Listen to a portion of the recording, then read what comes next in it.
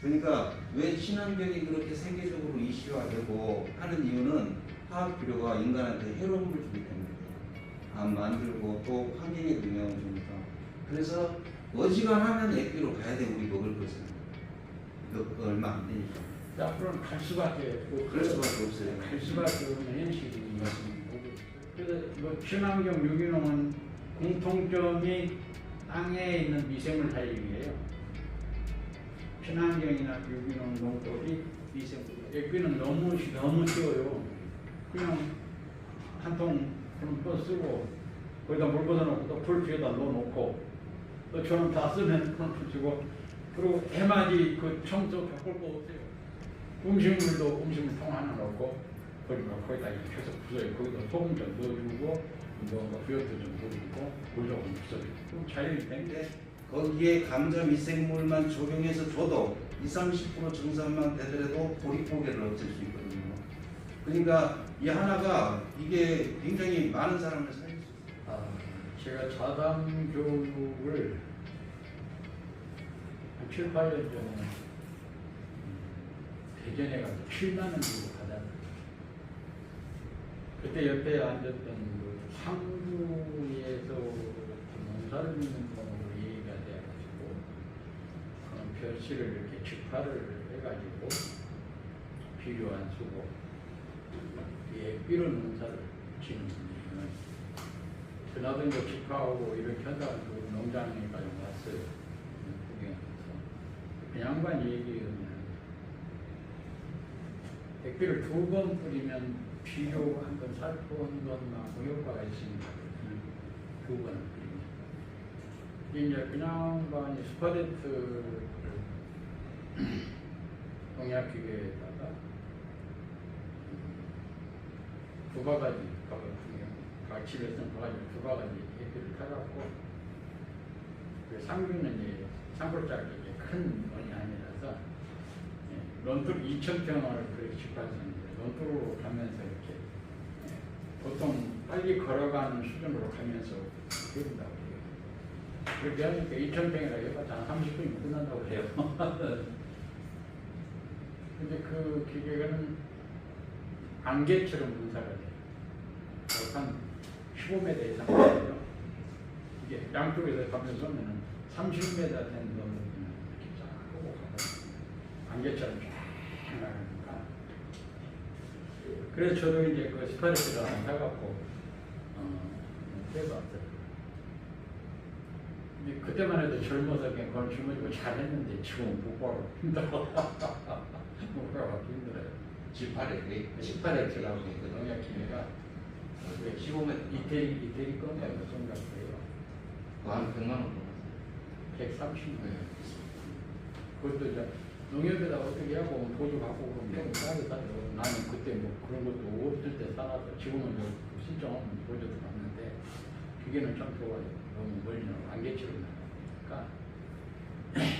저는 이제 요새 그때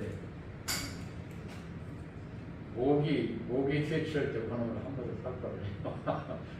너무 멀리 이제 쫙 나가니까 상당히 모기하고 좋아요. 여러분들 그 집에 헌통 농약 한 10통 20단짜리 그런 것들을 없는 물은 그냥 공장에 가면 뭐 덜어 이렇게 큰 것들 나와요. 그냥 굉장히 싸니까 새는 잘 나오지 말고 그런 데 가서 용기 하나씩 먹고 한 2개나 3개 정도 넣으면 돼요. 친환경을 할 때는 열심히 그런 걸 했는데 이제 좀 게을러져가지고 그 풀을 논두로 가도록 비운 거 그냥 저대로 비워가지고 센 거로 바로 넣지 마시고 조금 날리면 좋아요. 약간 그럼 물이 잘 우러나요. 부글부글만 이렇게 잘 나옵니다. 숨을 죽여서 좀 넣으면 좋다는. 예, 거기다 이제 그 부엽토 여러분 그 농장에서 가장 가까운 데서 흙을 한 쌍 넣어주고 거기도 소금을 한 바가지 넣으면 참 좋습니다. 미네랄이 들어있으니까 그렇게 해가지고 심심하면서 비워서 넣고 비워서 넣고 보통 딱 해놓으면요 한 몇 달 지나면은 다 되고, 그러면 한 통 먼저 이렇게 떠서 쓰고, 저쪽으로 옮길 때 또 여기다가 풀 비워서 넣고, 물 부숴 넣고, 그리고 뒤 줘서 놓으면 그건 다시 뭐 부엽도 넣을 필요 없어요. 다 미생물이 있으니까. 두 통 가지면 웬만큼 농사 짓는 데는 여러분 친환경으로 갔을 때 얘기해요. 친환경을 안 한다는 거 귀찮아서 떠지도 않고 필요하니 뭐지 그러면 되는데 누가 그거 하겠어요. 친환경으로 갔을 때 그걸 하면은 실기는 비료가 될 필요가 없다. 근데 미생물이 죽는 그것이 비료 때문에 미생물이 죽거든요. 그래서 저도 지금 오전에 통화를 한번 해봤어요. 친환경 유기농 사원을 했고 그 담당자가 통화를 했습니다. 미생물이라고. 근데 거기는 이제 그 땅에다 그 퇴비를 뿌리고 오면 우리가 마늘을 그냥 막 삽으로 캐고 막 고민하고 그냥 뽑아져 버려요. 땅이 부슬부슬 해가지고 그냥 뽑아지고 잘 크고 그 속에서 이것도 이런 현상이 일어날까 전화를 해봤어요. 왜 이런 현상이 일어나냐 했더니 미생물을 이제 키워서 미생물이 땅을 이렇게 뒤져놔서 호미를 팔 필요 없고 그냥 마늘 여기 손을 뽑아줘요 그냥.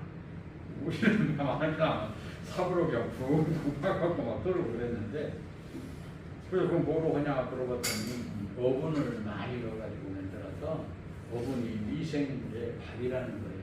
땅속에 들어갔을 때 펠렛으로 나오는데 그래서 그런 현상이 일어납니다. 그래서 한 번 쓰는 것보다 해마리 그렇게 넣어서 하면은 땅이 갈수록 좋아진다. 문제는 땅을 살리는 거예요. 땅을 살리는 건데 우리가 산에 가서 우리 산에도 보면 낙엽이 쌓이는 거 이렇게 쌓이거든요.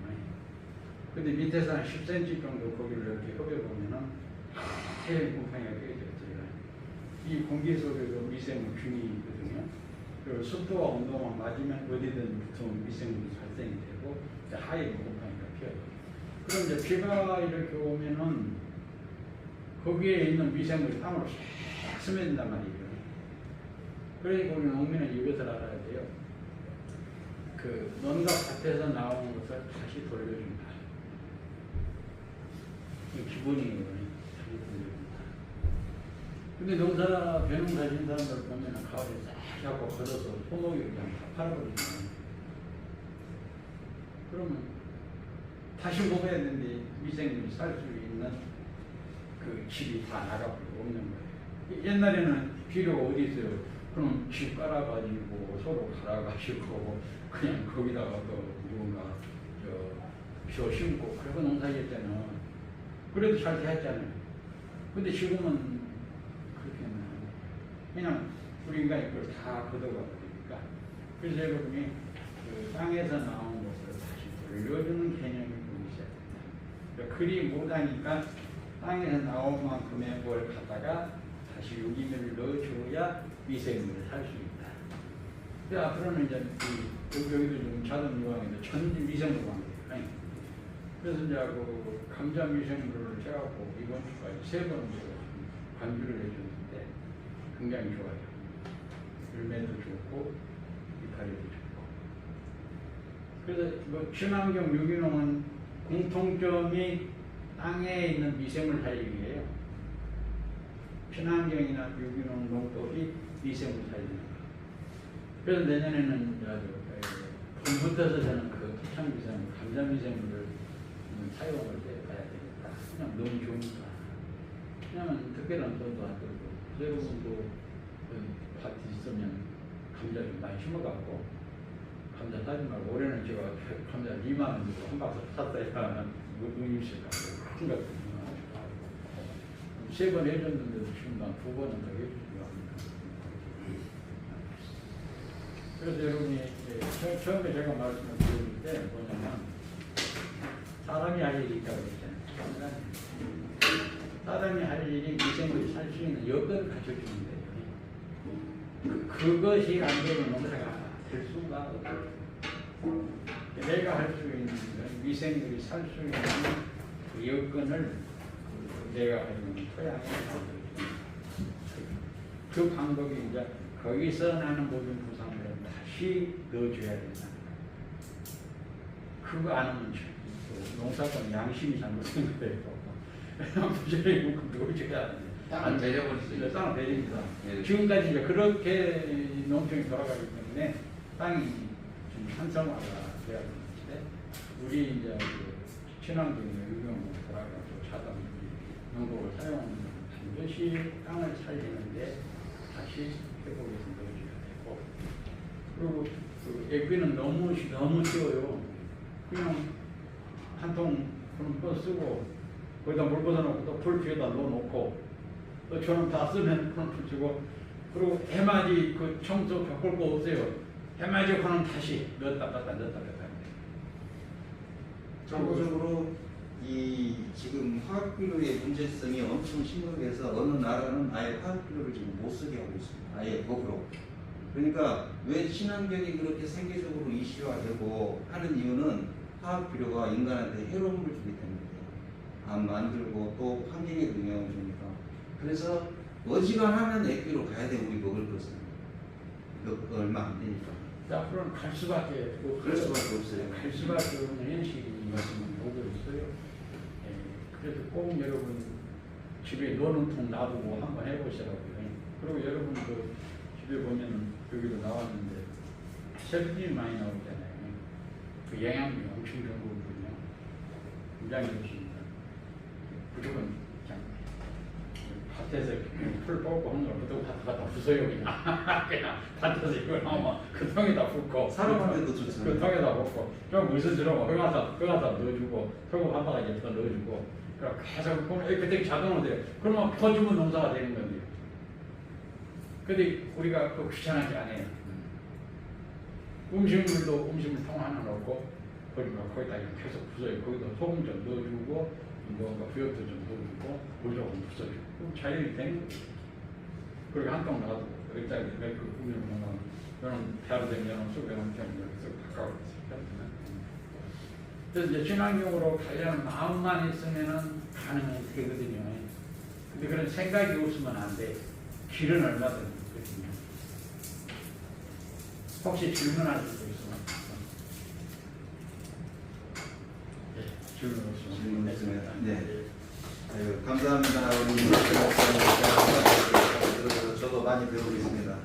지금 저는 지금 이 미생물 배양해가지고 감자 미생물을 지금 제가 이제 오지에 예전에 이제 그 자원봉사 활동을 유엔 산업단체를 통해서도 나가고 제가 개인적으로도 나가서 하고 했는데 그 중에 한 군데를 제가 지금 감자 미생물을 배양해서 지금 적용시키고 있어요. 원격에서 그쪽 커뮤니티가 있어서 제가 같이 그 안에서 해서 창고까지 지어서 탭이 만들어서 감자 미생물 가는 것까지 지금 해서 제가 올 겨울에 농한기 때 지금 나갈 예정이에요. 나머지도 적용하고. 근데 그게 어느 정도 효과냐면요. 최소한 지금 예를 들어 그 지역 같은 경우는 우리 옛날 보릿고개 정도의 수준인데 물론 더 어려운 지역이 있어요. 근데 거기에 감자 미생물만 적용해서 줘도 20-30% 정산만 되더라도 보릿고개를 없앨 수 있거든요. 그러니까 이 하나가 이게 굉장히 많은 사람을 살릴 수 있어요. 그리고 이제 나머지 부분들 아까 자다모일 이런 부분들하고 이제 이렇게 접목시키는 거는 거기도 책도 보내주고 했는데 그런 부분들을 조금 더 적용시켜서 이제 방제도 할 수 있게 그런 것을 올 겨울에 지금 나가려고 이미 티켓팅을 해놓은 상태입니다. 그래서 이것을 이제 우리는 좋은 걸 아는데 그런 데는 예를 들어 우리나라에 한 40-50년 전 상황이거든요. 우리 보릿고기 있던 그런 시절 같은 정도의 상황이기 때문에 조금만 우리가 알려주면 아까 그렇게 보릿고개를 넘길 수 있는 상황도 만들 수 있다. 그래서 저는 지금 이걸 우리도 중요하지만 저도 지금 이렇게 제가 막 자료 만들고 공부하고 주변 이렇게 조사하고 또 다른 데 하는 과정이 이제 그렇게 또 사람 살리는 일에도 또 쓸 수 있는 아주 저는 이게 그래서 즐거운 시간입니다. 예, 강의 계속 하겠습니다. 그러니까 이제 액비를 만들어서 어떻게 희석해서 쓰느냐 보통 우리가 이제 100회 이상을 보통 얘기합니다. 모든 잔사 액비를 이렇게 만들면 근데 이제 작물이 있을 때하고 없을 때 이렇게 있는데 보통 우리가 이제 짧게는 이제 또 생육 시기에 따라 좀 다른데요. 어렸을 때는 좀 희석 배율을 높이고 컸을 때는 희석 배율을 좀 그러니까 처음에는 물을 좀 많이 타고 어렸을 때는 컸을 때는 물을 좀 적게 타서 많이 좀 세게 넣어줘도 된다. 큰 틀로 보면 이 정도고 큰 틀에서는 100배 이상으로 섞어서 쓴다. 근데 이제 예를 들어 초기 성장기 때 어느 정도 얘가 자리 잡았다. 제가 이걸 이번에 놓쳐서 저기는 이제 이 빠르게 성장시킬 수 있는 걸 제가 좀 놓친 게 이 FM대로 이거를 적용하니까 그냥 정상적으로 그냥 해서 활착은 제대로 빨리 됐는데 성장이 느려져 가지고 그래서 제가 계획한 거에 반절밖에 못 본 거예요. 근데 이제 그때 목사님 말씀 듣고 저도 생각해 보니까 처음에 질소식 관련된 부분들을 액비를 좀 액비니까 그건 세지 않으니까 좀 과하게 자주 넣어줘도 되겠다 싶은 생각이 들어요. 내년에는 그 방법을 한번 시도해 보려고 합니다. 그래서 기본적으로 어렸을 때는 물을 많이 타고 컸을 때는 좀 적게 타도 되는데 기본적으로 100배 기준으로 이렇게 보시면 되고 이 오줌 같은 경우는 당연히 이제 염기가 많으니까 생선도 마찬가지고 그러니까 이제 이거는 조금 희석비율을 높이는 걸로 하시면 좋을 것 같아요. 지금 제일 우리가 쓰기 좋은 게 음식물 액비인데 지금 300배 엑셀에서 쓰라고 그러잖아요. 300배. 예. 요거 참고적으로 기억하고 계시다가 요 희석하는 게 굉장히 중요합니다. 그래서 이제 이런 모든 부분들이 우리가 이제 화학 비료를 막 어느 시기에 뭘 줘야 된다 막 이렇게 하는데 처음에도 우리가 이제 균형 뭐 어떤 영양의 밸런스 관련돼서 얘기하다 보면서 이제 이렇게 우리가 액비를 넣게 되면 자동적으로 이미 우리가 액비 자체가 균형이 맞아 있는 상태거든요. 그게 양을 좀 늘리냐 적게 하냐 요 차이인데 우리가 이제 화학 비료를 쓰면 이거를 밸런스를 맞춰야 돼. 우리가 인위적으로. 근데 이거는 맞출 수가 없다고 얘기합니다. 여기서는 그 저기 조영상 대표는 왜냐면 어떤 상태인지 계속 알 수가 없으니까. 그리고 이제 식물도 기본적으로 많으면 흡수를 안 하고 뭐 저기 하고 요 조절을 하지만 우리도 사람도 마찬가지잖아요. 근데 있으면 또 먹게 돼서 과한 상태가 되고 하니까 이걸 조절해서 맞춘다는 것은 학자들도 어렵다고 합니다. 그래서 앞에 나왔던 것이 끊임없이 이제 비슷한 것으로 같은 것으로 넣어줘라. 아까 이제 목사님도 말씀하셨지만 벼 관련된 부분은 벼로 넣어주고 채소 관련된 거는 채소로 넣어주고 이렇게 해야지 그 영양이 그거에 유사하게 형성돼 있어서 그게 이제 그 장물한테 좋다. 그리고 이제 아까 이런 식으로 이제 저기 아까 영상에 나왔지만 이제 우리 관주하게 되니까 이게 막힘 현상 방지하기 위해서 이런 거 무시를 못 찾겠더라고요. 여기 있으면 좋은데 딱 걸어놓고 이게 없어요.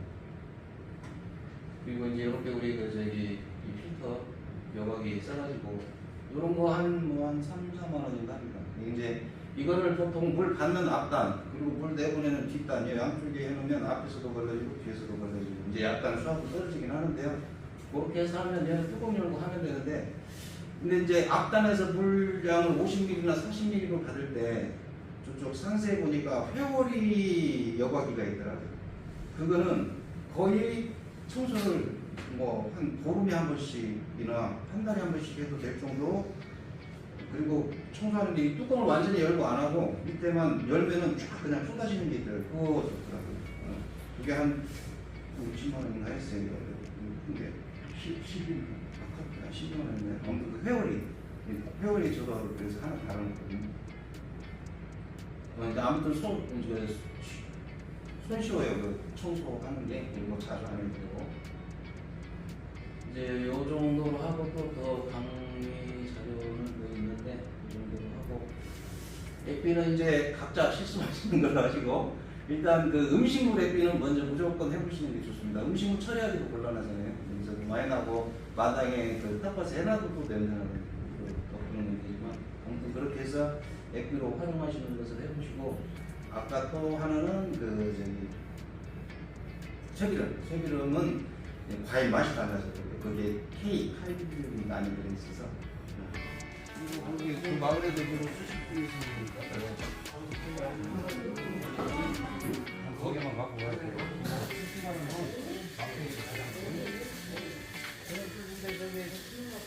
홍보용으로 또 저기 다른 데 주거든요, 조금씩.